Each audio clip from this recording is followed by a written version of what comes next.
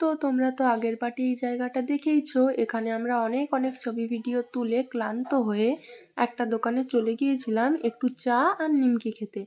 তারপর চা খেয়ে আমার জিভ পুড়ে যাওয়ার কারণে আমি এখানে একটা আইসক্রিমও কিন্তু আবার নিয়ে নিয়েছিলাম। কিন্তু আইসক্রিম খেয়েও আমার মন না ভরার কারণে আমি আবার এখানে এক গ্লাস আখের রসও নিয়ে নিয়েছিলাম।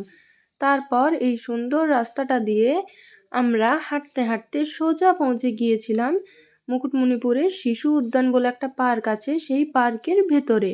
সেখানে আমরা টিকিট কেটে ঢোকার পর এখানে এই দেখো কি সুন্দর জায়গাটা, আর কত ফুলের গাছ লাগানো। আর আমরা কিন্তু প্রত্যেকে এখানে দোলনাতে চেপেছিলাম। আর এই দেখো এখানে আমার ভাইয়ের কি আনন্দটাই না হচ্ছে, এত হাসছিল ও এইটাতে চেপে। ভীষণ আনন্দ করছিলাম আমরা সবাই।